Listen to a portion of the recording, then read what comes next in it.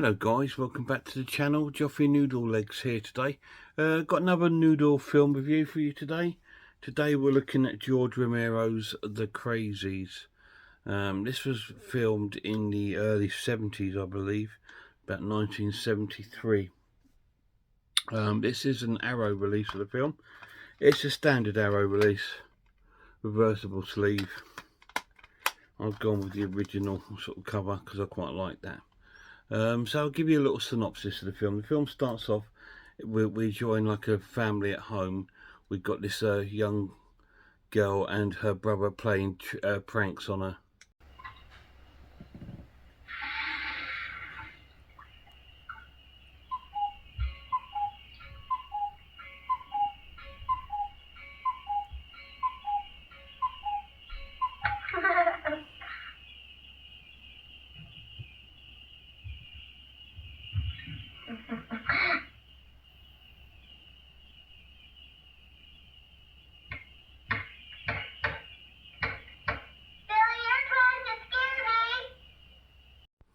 Right, yeah, we see these little young boy and girl and the lads playing tricks on her, and as he's continuing to do that, we see someone in the house behaving really crazy.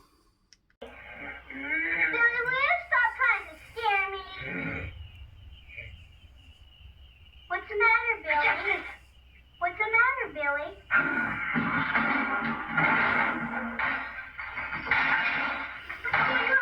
I told you, hush up.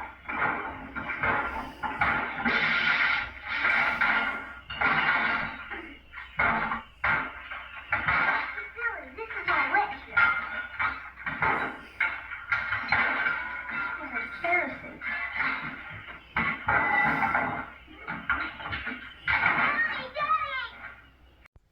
So the kids are getting a bit frightened by this bloke acting crazy, so they go and decide to wake up their mum, who they find is actually dead in bed, and then that crazy guy starts to set the house on fire.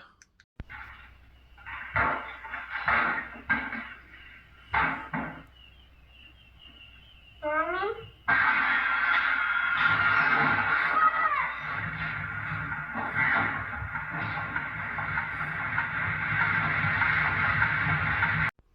We then cut to a couple at home in bed, and it's like, I think one's a nurse and one's like a fireman, and they receive a phone call, and the nurse says, "Oh, can you come in, because it's like someone's really ill or something like that, got some sort of illness." And then the fire guy goes off to his station where there's also an emergency going on, I believe. Sure, I can come down immediately. Yes, doctor.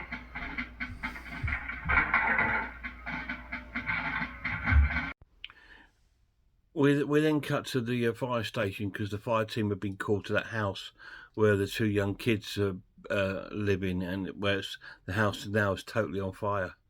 It's pretty bad. I can see the flames clear over my place. Hey, Clanker!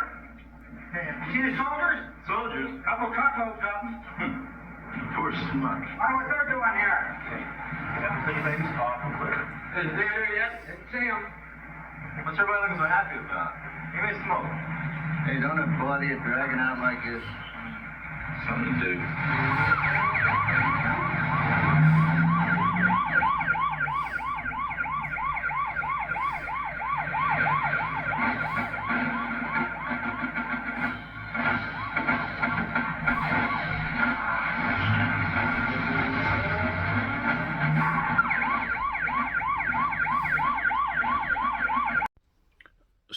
So the nurse that we saw earlier, she's turned up to work at the doctor's, where the boy and the girl are from that were from the fire, badly burnt. Apparently the young girls died, but they can try and save the boy, and she sees that the doctor's wearing like a gas mask.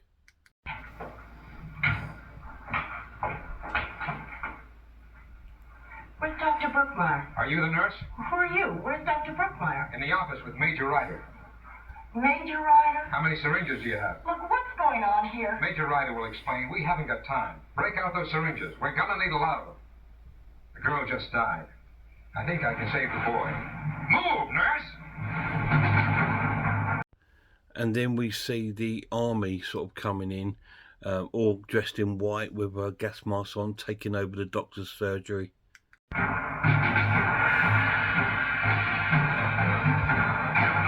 For days. We never thought it would happen. But you notified me. You must have suspected. Notifying you was precautionary. We never thought it was possible. We've got to call the hospital in Unity. We need an ambulance for those kids. I'm afraid I can't allow that. We're bringing in our own medical personnel with emergency equipment. But this isn't the sort of thing that can sit around and wait. Look.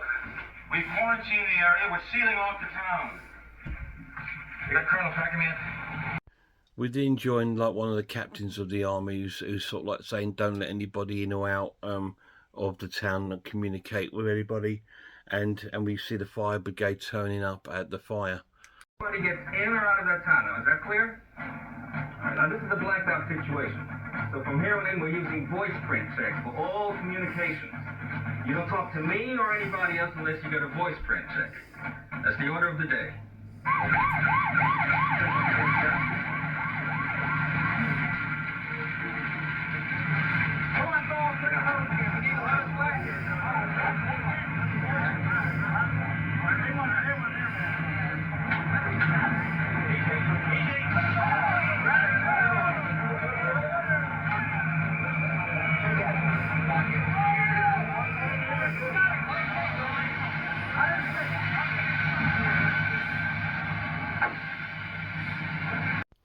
Then we see the sort of the sergeant and the police sergeant talking to the fire brigade, and they've got the guy locked up in the back of the car, the one that was acting crazy and set the house on fire. Mac and I first came here, he was laughing like a hyena. And all of a sudden, like as if he had realized what he had done, he started to cry like a baby. I've got a gunner in there! It's gonna blow up! Come on, man! Right on, boy! And tore through that window! Come on, through the window! Oh, my trees! My trees! Where the hell gonna go? So we see the doctor talking to the nurse. The doctor looks a lot like Foggy from Summer Wine, telling them that the town's into quarantine, there's a virus about, but he wants her to get out and take the antibiotics over to where the children are to help save them. What's happening? Listen to me and don't talk. There's a quarantine on the town. Everything's going to be all right. I just don't want you and the baby exposed. Exposed to Now, what? just listen to me. Don't say anything. It's a highly contagious virus. We're expecting several cases of it by morning. I just don't want you around here. You're gonna need I me. need you like a hole in the head. We've got a whole Army medical unit on the way here. Well, what's the army Will do? you listen to me? You're not going to want me to let you go, so you're going to have to sneak out. Okay, you can try I this. want you to take a syringe and some antibiotic for David. You have to stay in town, so find David and the two of you stay away from people. We then see the nurse sort of like trying to escape the sort of like police taking over this sort of surgery. She's trying to escape in a car to get away with the antibiotics. How do you intend to let the people know about all this? Oh, well, we've been promised bullhorns and loudspeakers. No telling when they're gonna arrive.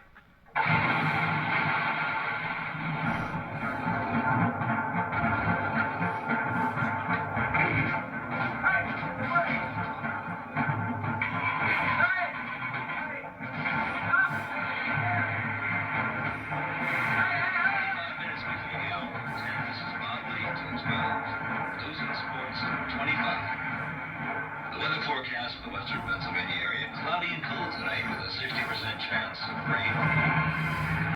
We then cut to some more jibber jabber with some of the sort of colonels and captains of the army. Our primary consideration at this point is national security. All the citizens are being rounded up. We've got to get them together in a central area.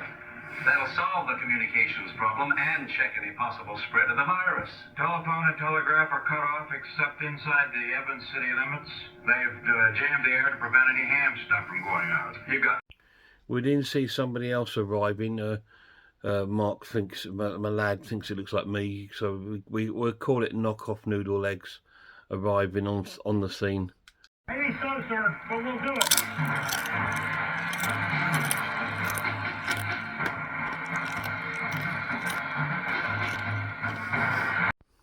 We then cut to seeing a lot of the village, the town, and a lot of the army soldiers going into various houses, pulling people out and taking them to, like, I think they're taking them to like a school hall, something like that, to keep them all together in one place.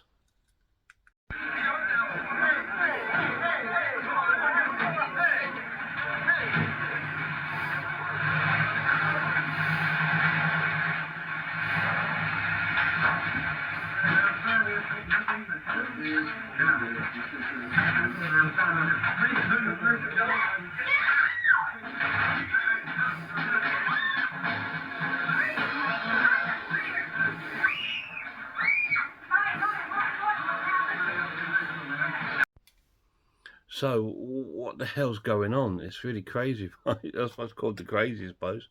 So what's going on? So this is like out of nowhere in the middle of the night. The army have turned up. We've seen one guy behaving crazy, sort of like bashing stuff about and setting the house on fire. And looks like he's killed the mother of the 2 children, and now's killed the girl of the 2 children. And the army have turned up and they've sort of put the whole town into sort of quarantine lockdown, and anybody trying to leave gets shot. So what is going on? So you need to watch it and find out, because that's what I'm going to tell you. So basically it's sort of like a film based on like a virus that sort of spread out over this small town. I think it's in the water or whatever, and they've if you get affected by it, you start behaving sort of like erratically and crazy and doing sort of like violent acts and stuff like that. So the army have come in to sort of quarantine that town. They've even been in touch with the president to maybe drop a nuclear bomb on the town. So you need to find out what's going to happen. What do I think of the Crazies? It's a really cool film. It's really good. It is quite dated now. Watching it back, it is quite dated. But there again, is it 1973? It is sort of filmed similar to sort of like Night of the Living Dead and sort of Dawn of the Dead, where it's a sort of semi sort of documentary sort of way of filming it. Because you just see random sort of clips and different areas sort of thing, like it's a documentary. But it works really, really well, and it's cool to watch. So the pluses of this, the transfer is really cool. It looks amazing, looks really nice. Arrow have done a great job transferring it. The acting is suspicious. It's good and it's bad in so many things, but there again, it's supposed to be like that, and I quite like that. Other pluses is it feels like it's really happening, which is that's the sort of horror of the film, because there's no monster as such. It's just, you know, this town being taken into this lockdown over, nobody knows what's going on. So that's the horror of the film, where all of a sudden your town's been taken over by the army and you can't leave it. People being shot for trying to leave. You've got people revolting the army and shooting back, and then there's also some people behaving crazily, getting shot or killing other people in there. It's all kicking off. So that's the horror of the film. It's not as horror as like a monster sort of film or with an actual killer. It's just the horror of a horrific sort of event that's happened out of nowhere. So it's like a horror disaster movie, if you like. Negatives of the film, it does appear a bit dated now, and some of the actual it's a bit confusing at times, because there's no proper real sort of story. You know, all like the story is that the town's in lockdown and you've got different groups of people, some trying to escape, some trying to figure out what's going on, and it's sort of like a little bit all over the place. But it's quite cool. It's got some good actors in there. It's got what the old guy that played the professor in Day of the Dead, he's in there. It's got the young girl from My Drink Your Blood, and I think she was also in Shivers. She's in this. So that's really, really cool. So I'm going to score the film now. I'm going to give it a great watch and give it an 8 out of 10. And I think that's being kind considering its age. It's really more of a sort of 7 out of 10 film, but I because of its sort of story and how it's quite like relevant now because we've just been through lockdowns around the world, haven't we? It's sort of like, it's a little bit like this could have happened, you know. And in some countries like China, where there's like a sort of communist state, and then this sort of stuff would have happened if it had got more out of hand. So it's quite a scary story when it comes to that, but it is still a good fun watch. I mean, for what it is, it's a good fun watch, and I give it an 8 out of 10. Any of you guys seen the Crazies? Let me know what you think down below, what you think of it. They did do a remake of it, and the remake's really quite good as well, because the remake is more of a story based. You get to know the characters a bit better, and it's more of a sort of story based sort of film, and it's actually a bit more scarier than this in the sort of scare factor. This is scary in the fact it's like it's filmed, like it's actually happening, like it's real, like it's a documentary. That's what makes it scary. That's what made Dawn of the Dead scary more than anything else, was because it was filmed in a way it was actually looked like it was actually happening, you know. It was because it was random, wasn't it, all over the place. That's the same with this, and I just think that's George Romero's style when he was with us, God rest his soul. But yeah, really cool film. It's definitely worth a watch. 8 out of 10. Guys, go and check out some other horror channels for me when you get a chance. Check out Horror Hands, check out the Horror Geek and Manvy Film, Pizzawell, RS Designs, I Am the Ice Lord, and Sarah of Horror. All great channels.